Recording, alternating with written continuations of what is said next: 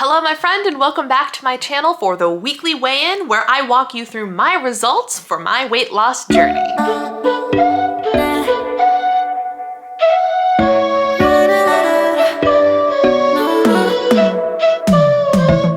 Okay, so just to recap, here is what we have done so far on the weekly weigh-ins. The first week I was down 2.9 pounds. Epic first week.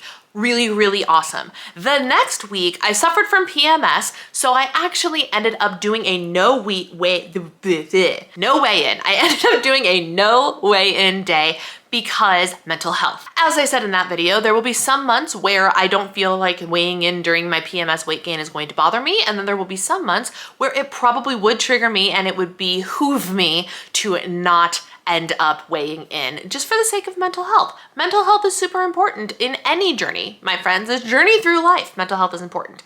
So there was no weigh-in. The following week, which was last week's video, we actually had a weight spike, which was really rude, and I ended up gaining 1.5 from the 2 weeks previous down 2.9, putting me at a total loss of 1.4. So I took a couple steps backwards, right? And so that brings us up to today. What has happened in this last week? Well, I've been managing my calories really well. Aunt Flo is gone, thank goodness. I felt like that whole period of PMS through my cycle lasted forever. And I know in the grand scheme of things, it's like a week and a half, but when it's like a week and a half that comes every single month, it's like you blink and poof, it's hormonal time again. And as somebody who actually tends to get weight and hormonal related symptoms during ovulation as well, it's literally half of my time spent in some sort of weird hormone stupor, which is very important to acknowledge because hormones play a huge role in weight loss, right? Hormones play a huge role in weight loss, in weight gain, because I'm not talking just about, when I'm talking about hormones, I'm not just talking about estrogen and testosterone and progesterone, right? Those are three big ones. Those are our sex hormones. Those are the ones that control our stuff, right?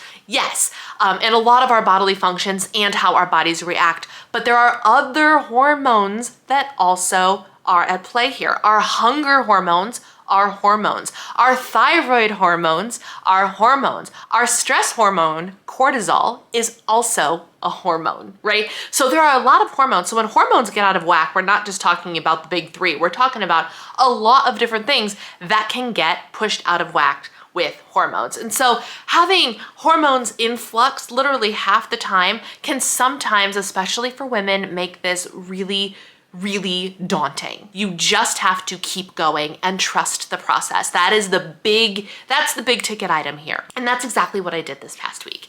I finally got my weight bench, which is super duper exciting.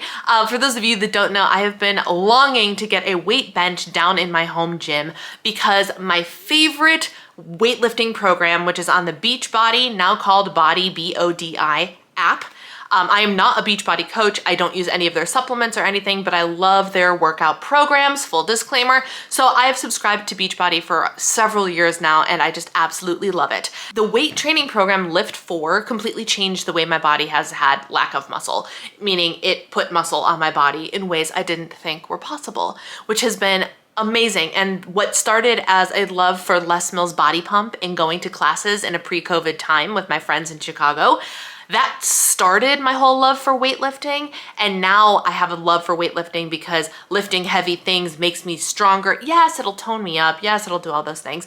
But when you have a disability that literally will eat away and atrophy your muscles, being able to put on muscle, wildly motivational. So I've been loving the Lift 4 program for a long time now, and the person who created the Lift 4 program came out with a new program called Lift More, and I finally got to start that program. So this week was week 1 of me doing Lift More, and woo Nelly, that sucker is hardcore. When I tell you that I spent most of the week sore, I'm not even exaggerating. So one thing worth noting is with soreness can often come water retention and a little bit of weight gain. It really depends on the person, depends on the muscles, depends on how often you end up being sore, right? And how often you work out. So for example, I tend to find that when I'm really in it to win it with my workout programs, and I've been working out consistently for weeks on end.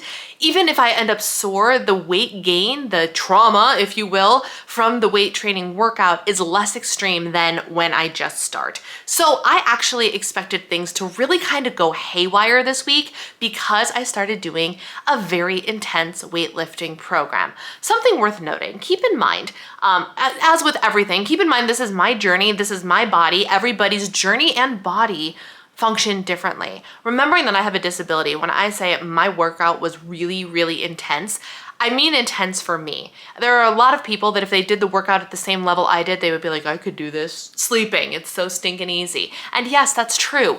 But for me, sometimes 4-pound weights, really, really hard. Body weight exercises, really, really hard. There are muscles on my body that literally do not function. So for me, despite the fact that I've had to make a ton of modifications to this new workout, even in week 1, and it's hard, doesn't mean it's going to be less effective for me, and doesn't mean that just because I'm using light weights, it's not wildly impactful and creates a lot of soreness. My glutes, my butte, literally has been sore since I did the workout that wasn't even meant for the butte. Ladies and gentlemen, I did the quadricep, the front of your thigh, right? The quadricep and calf workout. Those are the muscle groups that we're focused on.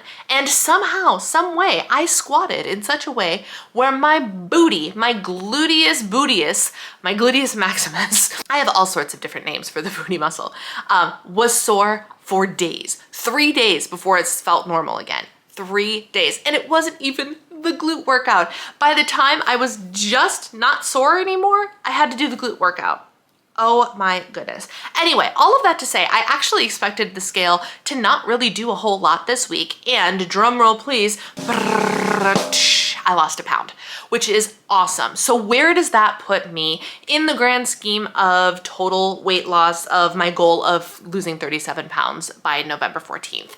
It puts me at, let's see, we had 2.9, we gained 1.5, that means 1.4. I'm down 2.4 pounds total with all the hormonal weirdness, weight training, all of that jazz. And you know what? That's fine. In the handful of weeks that I've been doing it, it's an average of about half a pound a week, which is awesome and perfectly on track, so I cannot even complain about that. It's very easy. It's very easy when we say, oh, I'm only losing half a pound a week, to firmly believe that only losing half a pound a week isn't a wonderful thing. Solid weight loss, sustainable quality weight loss happens at the half a pound to pound a week mark, my friends. Is it always a pleasant surprise when you get a week that's like my first week that's like almost 3 pounds in a week? Yes, of course. But is that rate sustainable? No, absolutely not. So you will often find during a weight loss journey that while you will have some weeks that are bigger chunks of weight, 1 pound, 2 pounds, even 3 pounds, you never know. And then you have some weigh-ins where the scale is up, or you only lose 0.4, or you only lose 0.2, or something like that. You will find, and your goal is to actually have it average out to being about half a pound to pound a week. So that puts me right on schedule, which makes me very, very happy. So I've been eating the protein, I've been drinking the water, I've been eating my fresh foods. My husband and I actually started kind of a trying to dabble in the Mediterranean diet lifestyle, which is actually something that we kind of already do in a sort of way, but we're starting to kind of amp it up just a little bit. For example, I actually have fish that I am making tonight. We had some salmon. It's like we've been doing a lot of fish, a lot more meats, a lot less processed meats, and we're going to see how that goes for us in the long term. Of course, we also are doing like frozen meals and things like that. So it's, 6 of one, half a dozen of the other. But over time, my goal is to transition us from like maybe a 60% Mediterranean lifestyle to like an 80 to 85% Mediterranean lifestyle. So stay tuned for that. But for now, I am down a pound this week. That's the weekly weigh-in. Hit that subscribe button and stay tuned for more weigh-ins in the future. Talk to you later. Bye.